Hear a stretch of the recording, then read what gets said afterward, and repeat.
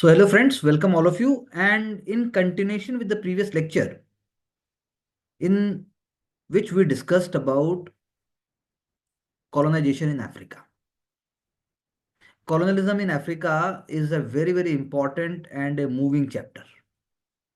So, I suggest you go back again and just have a look and ponder a bit that how Africa is still suffering, starving, humiliating itself, strifes are there, उपेक्षित है, शोषित है, मजबूर है, and the root lies in modern period in colonialism. So continuing the same idea that how colonialism is impacting Asia and how they are sisters in pain, one can say. Now let's come to a basic idea of India, because in Asia, India was a very, very important colony. We know British East India Company coming to India when it was formed to trade with India in 1600, December 1600. In our modern Indian series, we have discussed that how British were not the first one to come, Portuguese came first. Then came Dutch, then came English, then came French. PDEF. 1600 British, 1612 Dutch, and then French are coming up. Portuguese are first one to come up in 1498, and then you have the French 1760. It is not 1760, I should say 1660s. Surat will be the I shouldn't say headquarters, but Surat will be the landing point. For British, landing point is Masulipatam. For Dutch is also landing point is Masulipatam. For Portuguese, it is Calicut. And for French, it is again linked with the idea that they will be using Surat, and later on Pondicherry is their headquarters. We will see that in Modern India series. The basic aspect here is how Industrial Revolution in Britain will be financed by the raw materials of India, and the bullions will be drained from India to Britain. That is what is called drain of wealth. One key aspect is deindustrialization of goods in India. Deindustrialization, and it was not a uniform deindustrialization, it was a kind of a sustained process. Indian handicraft industries were the market to the whole world. China and India were the two key powers. Along with that, commercialization of agriculture, जिसका example भी हम दे रहे हैं, T है, Indigo है, coffee है, इसके भी फैक्ट्स हैं. Because the Dutch went on to help Indian textile to be part of the world. Portuguese went on to bring tomato, potato, chili, ananas, सब पोर्तुगीज लेके आए. टोबैको भी वही लेके आए. Now British, they will be cultivating tea, indigo, and even sugarcane. T आएगा China से, और इंडिगो तो बाद में सिंथेटिक भी डेवलप होगा. If we correlate with the NCERT class 7th or 8th, whole details are given there. Yes, जब हम क्लास 12th की बिपिन चंद्रा पढ़ते हैं, उसमें पुरानी ओल्ड एनसीईआरटी पढ़ते हैं, तो बहुत ध्यान से एक पैराग्राफ में ही 50 पेज के जितना मसाला दे देता है वो, that how there was policy of racial superiority. Africa में भी ऐसा हो सकता था, अफ्रीका में भी ऐसा हुआ, लेकिन इस तरीके से नहीं हुआ. Africa unlike India was divided into small small tribal chieftains, tribal kingdoms.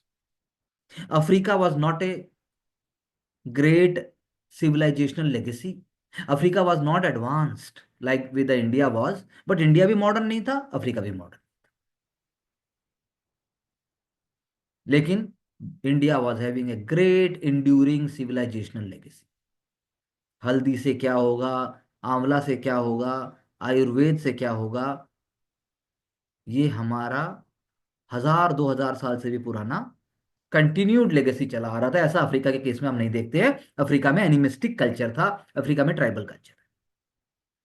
लेकिन जब हम यहाँ बात करते हैं again that how Dutch are going to create a kind of a trade network, तो हुआ क्या? अगर आपको अगर आपको रॉ मटेरियल चाहिए जापान से अगर आपको चाहिए, तो जापान से आपने कॉपर लिया, या जापान से आपने, मतलब कॉपर भी बहुत मुश्किल है, लेकिन मतलब Japan had never been a country which had mineral resources, लेकिन जापान से आपने कुछ रिसोर्सेज लिए। वो रिसोर्सेज आपने इंडोनेशिया अगर आप पहुंचाते हैं उनको, वहां से वो यूरोप चला जाएगा, they will be going to Europe. और वहां से वापस क्या आएगा? कुछ नहीं आएगा वापस। लेकिन इंडोनेशिया से स्पाइसेस जाएंगी, इंडिया से टेक्सटाइल्स जाएंगी। यानी इंडियन टेक्सटाइल से आप इंडोनेशिया की स्पाइसेस खरीद रहे हो, और इंडोनेशिया की स्पाइसेस से आप इंडिया के टेक्सटाइल खरीद रहे हो। जा रहे हैं दोनों के दोनों यूरोप। और इसी से आप अंदाजा लगाइए, बाद में ब्रिटिश टाइम पीरियड में मॉरिशस से लेकर फिजी से लेकर फ्रेंच गुयाना और कैरेबियंस में सब जगह इंडियंस कैसे चले जाएंगे, जिसकी बात अभी हमारे प्राइम मिनिस्टर मोदी जी ने भी की थी जब वहां गए थे। It was a very wonderful and great culture he was talking about, जब उन्होंने कहा था कि हमारी लेगेसी क्या है? चटनी। बिहार में भी चटनी, यूपी में भी चटनी, गयाना में भी चटनी, मॉरिशस में भी चटनी। वो चटनी हमें एकता की याद दिलाती। हम साथ हम भी वही चटनी खाते हैं, हम भी धनिया की चटनी खाते हैं everyday life. But so important, so important. So Dutch textiles ले जाएंगे, डच इंडिगो ले जाएंगे, डच शुगर, जो भी इंडिया से एक्सपोर्ट हो सकता है। गैंजेटिक प्लेन से वहां का एरिया जाएगा, गुजरात और भरूच से अपना जाएगा। तो वो एक सेपरेट चैप्टर है जिसको हम अलग से देखेंगे, पर ये इंपीरियलिज्म का पार्ट है, ये आपको समझना पड़ेगा। अफ्रीका से सिर्फ रॉ मटेरियल्स जा रहे हैं और वहां से स्लेव्स भी जाएंगे। That is transatlantic slave trade, हमने ऑलरेडी बात की। इसी में चाइना की बात आ जाती है, दैट हाउ चाइना जो अपने पोर्ट्स को कभी ओपन भी नहीं करेगा जब तक उसे मालूम है, बट स्टिल उसको भी पेनेट्रेट किया जाएगा by the superior naval and the arm power of western powers. India ने कभी कॉलोनाइज नहीं किया चाइना, या इंडिया ने चाइना को नहीं किया, और चाइना ने भी इंडिया की बात नहीं की, क्योंकि अशोकन टाइम पीरियड में ही चाइना ने तो अपनी वॉल बना दी थी, जिसको हम ग्रेट चाइनीज वॉल कहते हैं। You read NCERT, ancient India old NCERT, और उसमें आपको साफ साफ लिखा मिल जाएगा। तो यानी कुछ तो बात थी जो ये लोग कर रहे थे, तो आप ट्रेड में आपको ध्यान से देखेंगे, जिसमें आप पढ़ भी सकते हो, इसमें लिखा भी हुआ है कि location of the two East Indian companies, और उसके बाद जो है major spice traded by British East India Company and the Dutch East India Company, ये दोनों की बात हो रही है। सो ये समझने की बात है कि कैसे from here, from here and from here, यानी कि आप पूरा, I hope you can see my cursor also.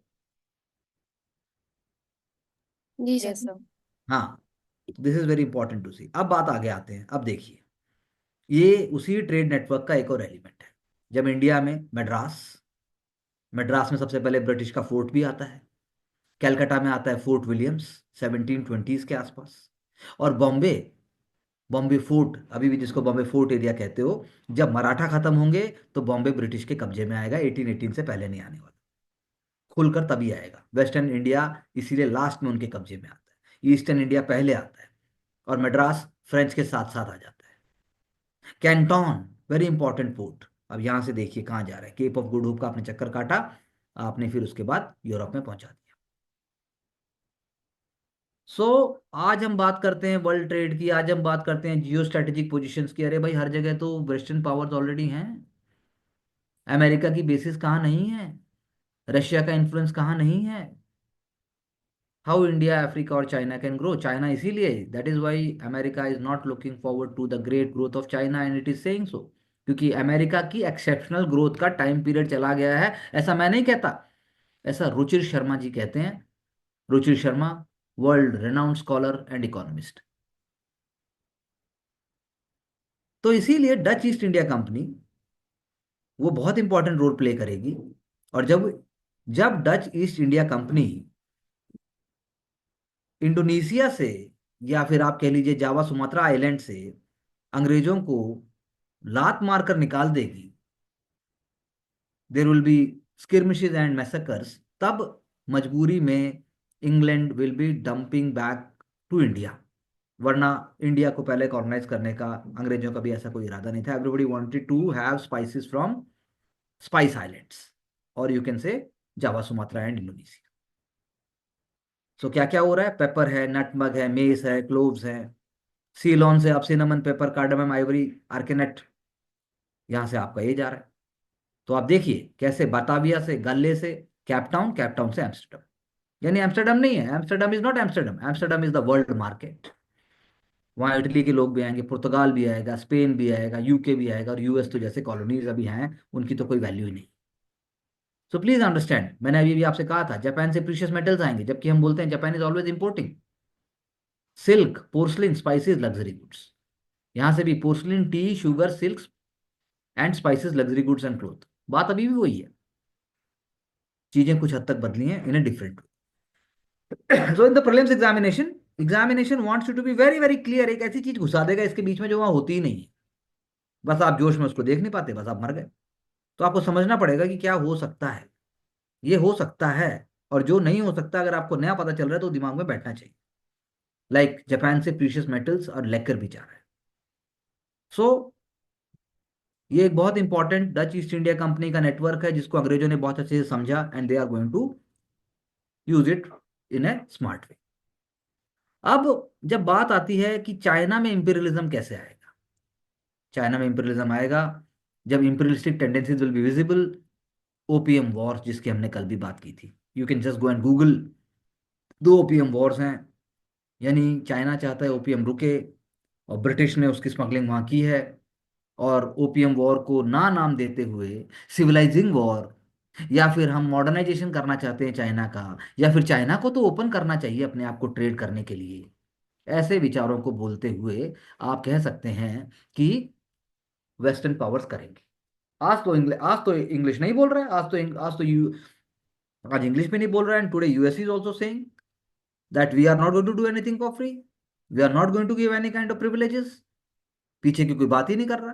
तो यानी ये ग्रेटनेस की बात करते हैं at the cost of other people, at the cost of other countries. Chinese government ने देखो कार्गो पकड़ा, डिस्ट्रॉय किया, ब्रिटिश ने वॉर डिक्लेयर किया, उनको हरा दिया। चाइना ना सिर्फ डैमेज देंगे ब्रिटिश को हारने का, बल्कि अपने पोर्ट भी खोलेंगे, and that is what is Nanking treaty of 1842। उनको एक्स्ट्रा टेरिटोरियल राइट्स भी दिए जाएंगे, that please come over, you can do trade. और हांगकांग जो 200 साल बाद ब्रिटेन ने वापस दिया, इसीलिए अ, आज भी जो हम सिस्टम की बात करते हैं चाइना की, कि वन नेशन टू सिस्टम, या हम बात करते हैं कि it is an integral part of China, इसीलिए है। सो इंपीरियलिस्टिक कंट्रोल चाइना में आएगा, क्योंकि Japanese war and also other kind of development they will weak it. China जो है कोरिया को उसकी इंडिपेंडेंस दे देगा, और वो हेल्प करेगा, जैसे फार्मोसा और कुछ आइलैंड जापान को भी दे देगा। तो यानी कि कुल मिलाकर चीजें यहाँ पर परिवर्तन होंगी, and France, Russia, Britain, Germany ये चाइना को अपने स्फेयर्स ऑफ इन्फ्लुएंस में डिवाइड कर लेंगे, unlike India. Spheres of influence, because to learn Chinese, because to control it the way India did, ऐसा नहीं हो सकता था चाइना के केस में। दैट इज वाई इन्फ्लुएंस रहेगा, स्फेयर्स ऑफ इन्फ्लुएंस।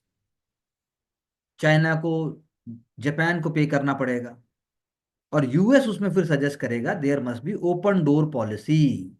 यानी जिस कंट्री को, जो भी पावरफुल कंट्री, वेस्टर्न पावर्स हैं, जिसको जितनी जरूरत पड़ती है, जहां पर भी जरूरत पड़ती है, वहां इक्वल राइट से काम करते हैं, क्या दिक्कत है। आपका भी पास है, मेरा भी पास है, करते हैं, चलिए। लेकिन like India, China will also try to fight against the imperialism और बॉक्सर रेबेलियन। बॉक्सर रेबेलियन में तीन कीवर्ड्स हैं, जैसे एंटी इंपीरियलिस्ट था, एंटी फॉरेन पावर्स था, एंटी क्रिश्चियन अपराइजिंग था। यानी between 1899 to 1901 it will be there, but it will be crushed heavily. तो ऐसा नहीं है कि इंडिया में ही सिर्फ रिवोल्ट ऑफ 1857 हो रहा है, या फिर इंडिया में ही बिरसा मुंडा, भगवान बिरसा मुंडा का जब उल गुलान रेबेलियन की बात करते हैं इसी टाइम पीरियड में हो रहा है। स्वदेशी मूवमेंट भी 1905 में आने वाली। तो आप ये समझिए, China was not conquered by any foreign power, and it was not occupied completely by any foreign power, but it was, you can say, it was influenced, it was used, it was squeezed, ये सब आप कह सकते हैं। अब foreign influence जैसे हमने बात की, have a look at this map carefully and you will find. अब देखो आप, सखलिन आइलैंड्स की अभी भी चर्चा है इंटरनेशनल रिलेशंस में, अगर आप पढ़ोगे। जापान और चाइना के बीच में अभी भी कुछ इश्यूज हैं। अब इधर देखिए, Manchuria, Mongolia, China, Beijing, Qingdao, Bhutan, Chongqing, Zhanjiang, ये फ्रांस के पास है। हांगकांग ब्रिटेन के पास है। मकाऊ पुर्तगाल के पास है। बस आपको इतना ही पता होना चाहिए। जो मनाया अपने पास ले लिया। स्फीयर्स ऑफ इन्फ्लुएंस में British, French, German, Japanese, Russian. तो ऐसा कोई नहीं है कि ये सारी कंट्री इंपीरियलिस्टिक नहीं रही हैं, या जापान भी फोर्सफुली पैसिफिस्ट हो गया, या जापान भी बहुत शरीफ हो गया। शायद इंसान सीखता ही खोकर है, और शायद कंट्रीज भी खोकर सीखती है। That is why UPSC gave that ऐसे topic which Mansi can also tell me, कि सिविलाइजेशन से जंगल बनते हैं, डेजर्ट बनते हैं। What was that topic? So it is forests precede civilizations and deserts follow. देख लो अब आप, it is an example over here, I hope you understand. जी सो। यूएस अभी भी फिलीपींस को इन्फ्लुएंस करता है, ऐसा थोड़ी ना है। और अभी हम जब फ्रेंच इंडो चाइना की बात करेंगे, वो एक अलग है। तो आप देखिए कि किस तरह से जो है फॉरेन कॉलोनीज, और इवन ऐसा नहीं है कि वहाँ एम्पायर नहीं है। क्विंग एम्पायर 1850s में, और उसके बाद जो है कम्युनिस्ट आइडियाज भी आ जाएंगे। सुन यत सेन का रोल आएगा, वो अलग से we will see. Chinese revolution, जैसे रशियन रिवोल्यूशन की बात होती है, ऐसी चाइनीज रिवोल्यूशन की बात होती है। अब जापान की जब बात आती है, तो जापान भी was not open to the whole world previously.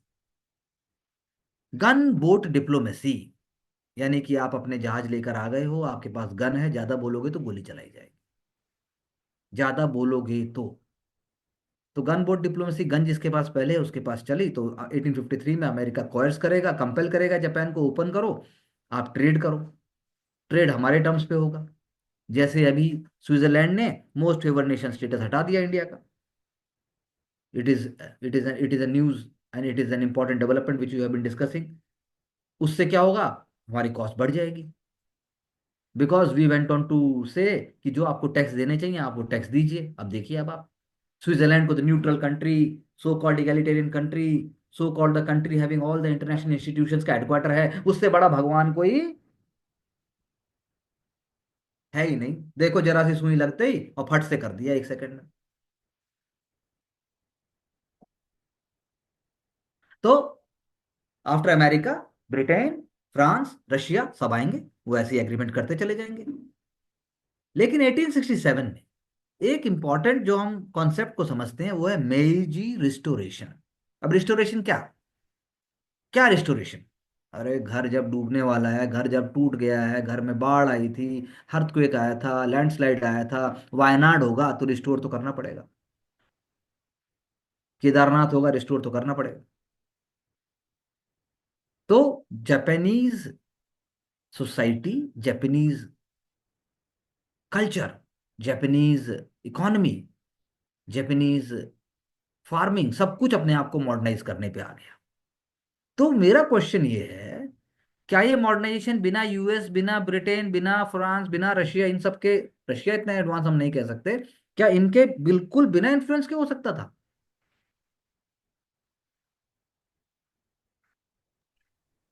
नहीं सो।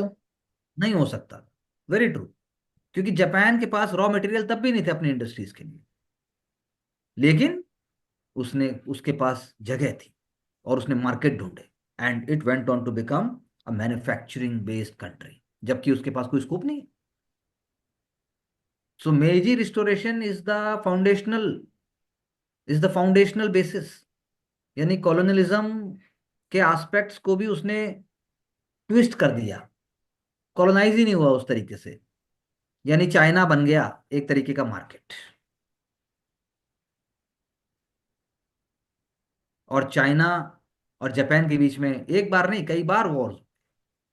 इन one way Japan is the most hated country in China. जख्म बहुत गहरे हैं। इंडिया ने पार्टीशन और मैसेकर देखे हैं, उन्होंने तो constant constant defiling of its women, constant depredation, constant, मतलब it's a cultural humiliation for China. Japan इतना सा, चाइना इतना बड़ा, फिर भी कर गए। अब आप देखो, देखो, बाय 1902 एंग्लो जापानीज ट्रीटी हो जाती है, and Japanese are treated as equal powers by Europeans, जो कि इंडिया तो 1947 तक ना कर पाया।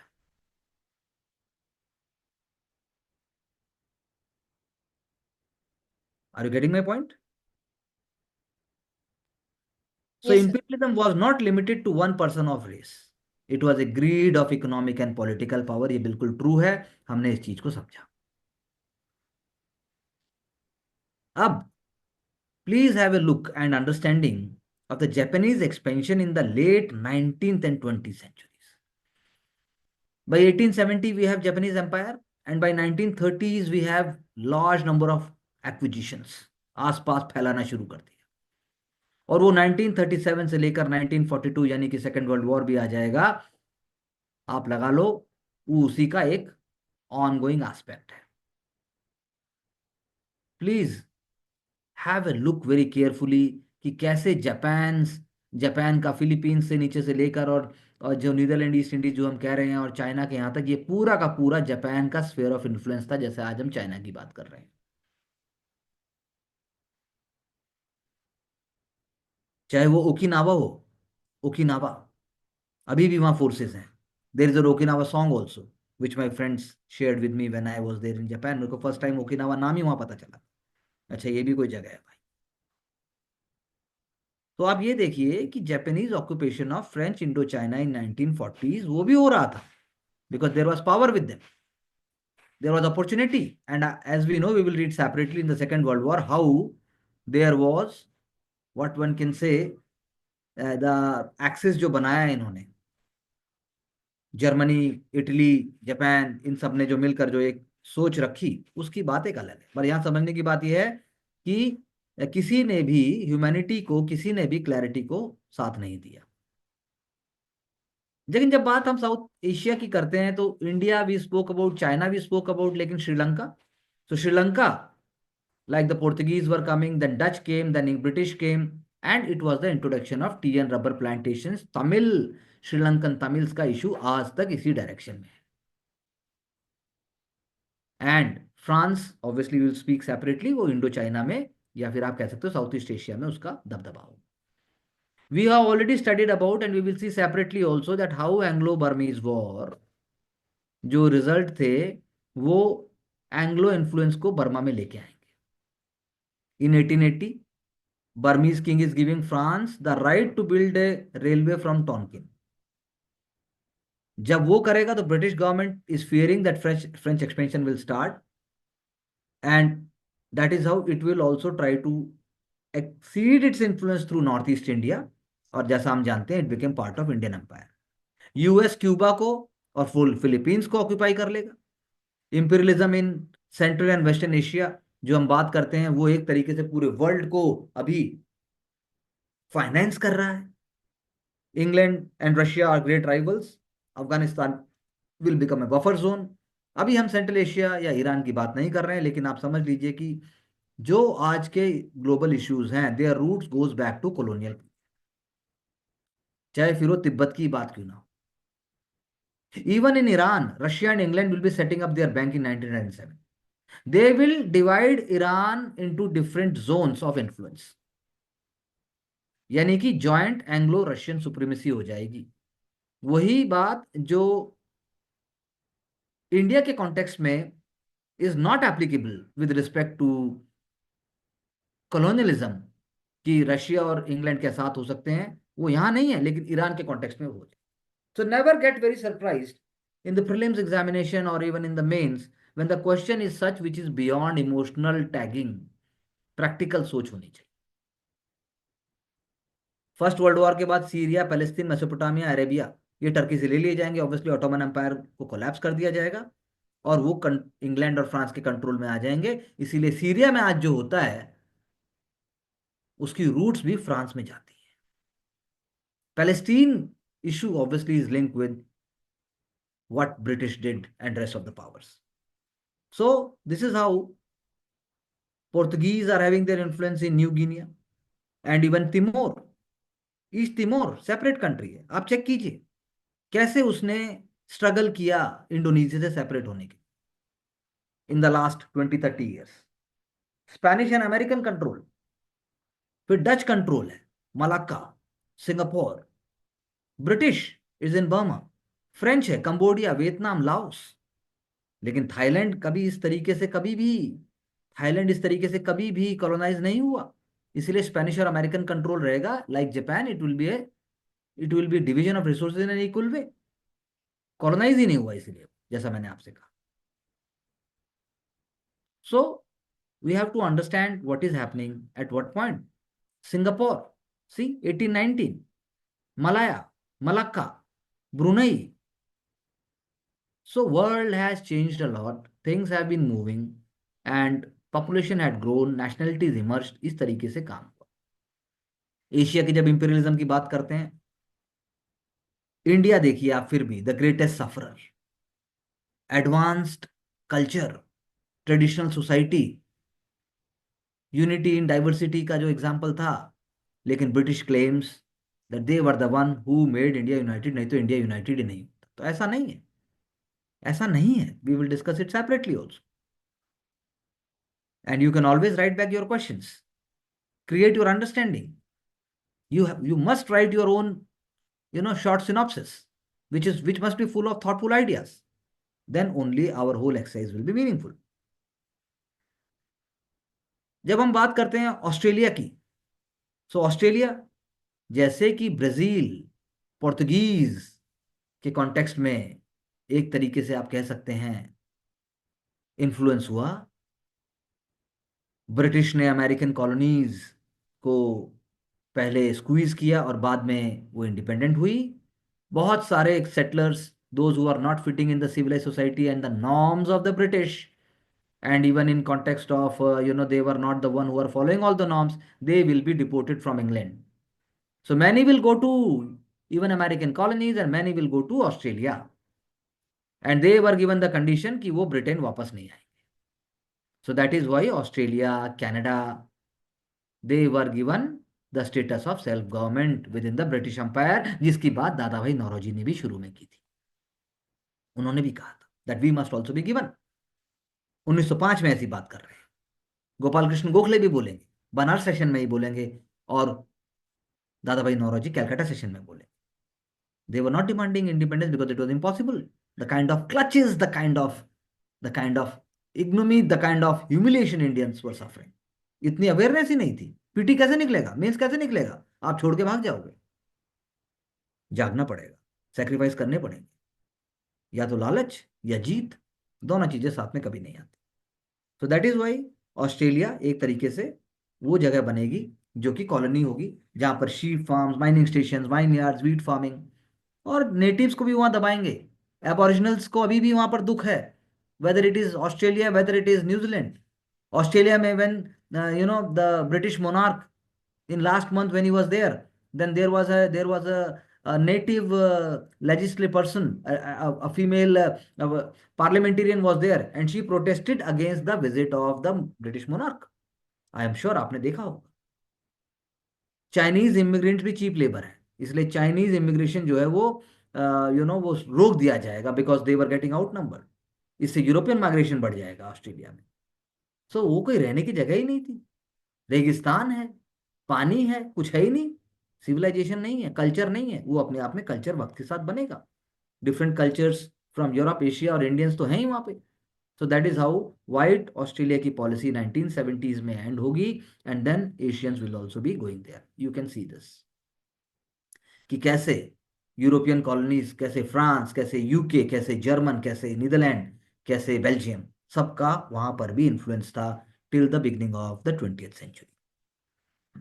USA and Canada, USA for example जो है वो अपने आप को कभी कहेगा नहीं मैंने कॉलोनीज को बनाया, क्योंकि खुद ही कॉलोनी था, but they also promoted new colonies, they were also imperialistic powers. Canada will be won by the British after a war with France, or Britain will recognize that yes, USA will be an independent country. 1791 में Canada constitutional act होगा, उससे Canada जो है वो बन जाएगा. So French philosopher Jean Jacques Rousseau, उनका बहुत इंपॉर्टेंट रोल है रूसो का, जिन्होंने philosophical ideas, democratic ideas, social ideas के थ्रू उस टाइम ये बात करने की कोशिश की that what is corrupt, what is moral corruption, whether the ideas pursued by France or even UK, they are actually supposed to be part of civilization. तो ये चर्चा हुई क्योंकि लड़ाई बहुत बड़ी चल रही है, जिसमें आप सोचिए at the same time Africa, at the same time China, at the same time India, कोई रोल ही नहीं है. जिसके पास पावर, जिसके पास मॉडर्नाइजेशन, जिसके पास advancement, they are minority in number but still they are ruling. So large areas were acquired by USA 1803 में.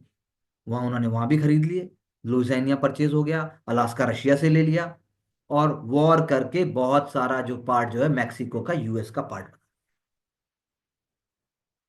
क्योंकि वी हैव टू अंडरस्टैंड, जब पेट्रोलियम की डिस्कवरी होती है, गोल्ड की होती है, ये सारी चीजें, जैसे अभी कहा जा रहा है 1849 American gold rush, 1859 Canadian gold rush, क्योंकि वहां पर माइंस मिलेंगी, and it will be seen as a great matter of pride for the people. लेकिन नेटिव्स का क्या होगा? नेटिव्स को साइडलाइन करके स्क्वीज कर दिया जाएगा, weather it is America, weather it is Canada, weather it is Australia, whether it is even in Africa, but there is Europeans are not settling over there except certain parts, Zimbabwe, South Africa and so on. तो बात समझिए कि USA 1870s में railway बना रहा है, India में भी रेलवे बन चुकी है, लेकिन यहाँ पे कॉलोनाइज्ड, यहाँ पर हमारे लिए नहीं बना, यहाँ पर हमारे एंगल से नहीं, विकास हमारे तरीके से नहीं हुआ. क्या परसेप्शन है, क्या आपका इंटेंशन है, दैट मैटर्स अ लॉट. इसीलिए 1890s तक US is becoming a great industrial power, large scale agriculture is also expanding, natives were pushed side. हर तरह का एक तरीके का उनके ऊपर लिमिटेशन है, that's what we can say. So you can have a look कि कैसे ब्रिटिश नॉर्थ अमेरिकन कॉलोनीज, कैसे ब्रिटिश कंट्रोल्ड लेकिन फॉर्मल कॉलोनी नहीं. हडसन बे प्राइवेटली कंट्रोल्ड है, रशियन भी कंट्रोल्ड एरियाज हैं, and that's how one can say that the new world was coming up, why not US will become a power. और जैसा हमने पहले बात की कि यूएस भी चाइना के साथ कोई ऐसा सिविलाइज्ड बिहेवियर नहीं है. It is also going to have treaties with it is also going to have influence in China, it is also going to have trade, it is also going to have its own benefits. They will also try to promote Christianity. They will also try to have their own base stations. They will also they will also try to have their own, basis for trade exchange. Manufacturing नहीं कराएंगे. Most favoured nation status भी ले लेंगे, जो कि WTO में आज भी दिखता है नियो कॉलोनिज्म के पीरियड में. Gunboat diplomacy already we have spoken. So the question arises that what the whole world is going on to do? Where are those moralities? Where are those values? They were never honored properly, but still it is very important to follow and to promote it, and that is the whole point. That is what is being said in context of answers also. So after USS Spanish War 1898, Philippines and Hawaii become a US colony. Philippines is going to become a separate country.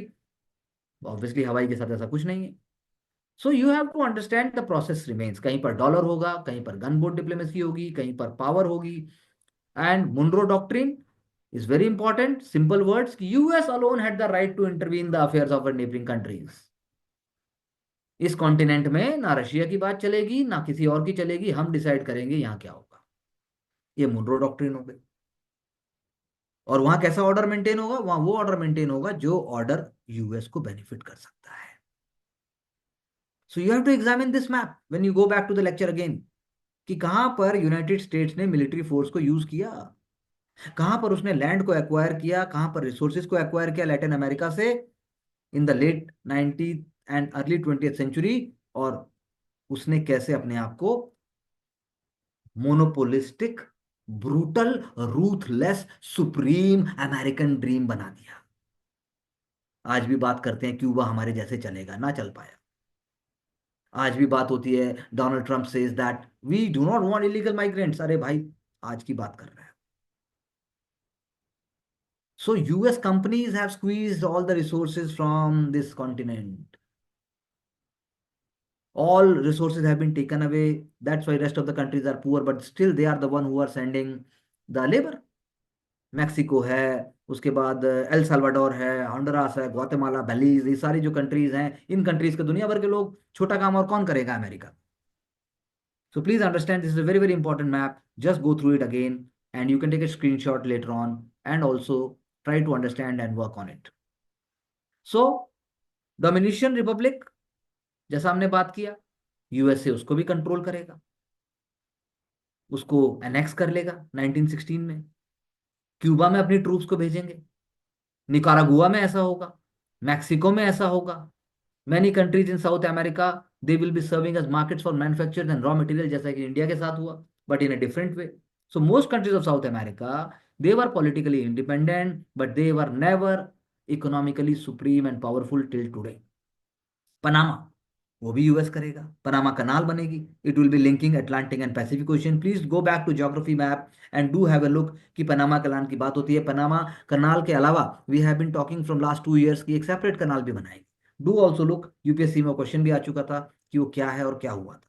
So you have to understand the whole, whole scenario, because like, like in the USA, the constitutional right, democratic right, and the right to property, even if they were available to the white men, then you can think of it what would be happening to the rest of the world. So the question arises कि जो loss of political freedom है, loss of industries है, loss of agriculture है, loss of culture है, loss of natural resources है, exploitation है, impoverishment है, loss of human development है, ये सब कुछ इंपीरियलिज्म की देन है।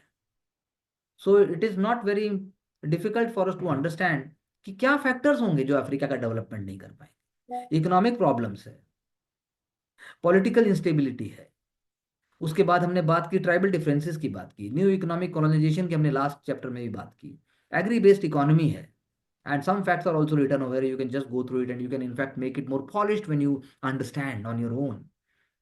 And corruption, lack of technological capability, R&D, and there is no, what one can say, there is no long-term, a sustained cultural avenue like the way India had. तो क्यों नहीं होगा? चांसेस हैं, होगा, लेकिन फिर भी there is a way out. When we understand what is good for humanity, what we understand that how and what, चाहे वो वर्ल्ड बैंक हो, चाहे वो IMF हो, चाहे वो यूनाइटेड नेशन हो, जब तक वो सही बात करेंगे नहीं, सही बात समझेंगे नहीं, नहीं होने वाला। और नहीं होगा तो वी ऑल हैव टू पे the cost. You can link it with the global challenges also, and you can link it with the global natural disasters also. So we have discussed that how spheres of influence by foreign powers in context of China was making a difference. It was sorry state of affairs for China. हमने बात की, it was a period of humiliation for China. हमने बात की why the countries were willing to come to China and how it was a very important part of the whole trade network. Treaty of Nanking की हमने बात की। Opium war Chinese history में क्यों important, हमने इसकी बात भी की। और सेल्फ स्ट्रेंथनिंग मूवमेंट चाइना में 1910 के बाद जब होंगे, we will discuss it separately. Port system, how it is important, you can link it today also. Even Surat is not suppose to be developed as a port city, अभी की बात हो रही है, जबकि सूरत पे तो लैंड ब्रिटिश ने की, land I mean to say it was one of the first territories to be given to the British by the Mughal powers. So British को देखते हुए, जापानीज को देखते हुए, पोर्तुगीज को देखते हुए, जर्मन्स को देखते हुए, फ्रांस को देखते हुए, अमेरिका का बिहेवियर देखते हुए, तब अपने पढ़ाई को शेप करने की बात कीजिए, because those ideas are only going to make you a bureaucrat. Just by reading and just by knowing lot of facts and not understanding and going through it deeply is not going to help you. And for any kind of queries and all the kind of questions what you write, you can always mail to tmansarkari@gmail.com. So that's how we have to understand. So Divya, what you say in this whole regard?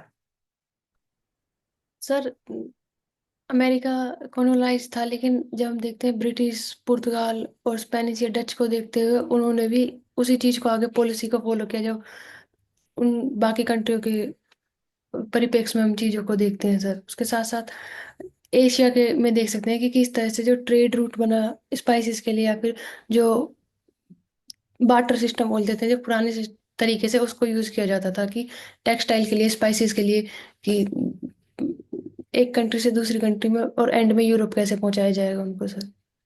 हम्म। ठीक है, इसको आपको लेके आना understanding में। What you से करुणा? So the thing that I have to focus more upon is not just only regarding with the timeline of the world history, the illustrations, but also with the IR perspective, that what is happening even today. What are the related events that are basically a product of the world history concepts. Correct. Mansi? So again, that everything that again we have studied from the perspective of history, something that like still that thinking is at the core. So that is only driving whether we are talking about re-globalization या फिर protectionist tendencies जो increase हो रही हैं. So So it that becomes is easier. It becomes easier to understand why something is going to get. Ji. It becomes easier to understand कि भाई अब तक एग्रीमेंट ऑन एग्रीकल्चर क्यों नहीं हुआ. It hmm. becomes easier to understand कि patent में हमारी लंका क्यों लगती है. हाँ जी. It हाँ. becomes easier to understand कि इंडिया से क्यों जा रहे हैं, अभी भी हम कनाडा जाके रहना चाहते हैं, धक्के खाना चाहते हैं, हमारे यहाँ क्यों नहीं है. जॉबलेस एम्प्लॉयमेंट की जो लड़ाई है, jobless growth I mean to say, और जो डेमोग्राफिक अभी डिजास्टर की बात हो रही है. हम्म. So you have to all bring those understanding with key facts over here, then only it can be different. So please look into the maps carefully and make sure that you understand and internalize it and link it with the rest of the areas, whether it is essay, whether it is ethics, whether it is even your interview. And we are going to work on all areas as we have been doing. And see you in the next lecture. Thank you very much. जी sir.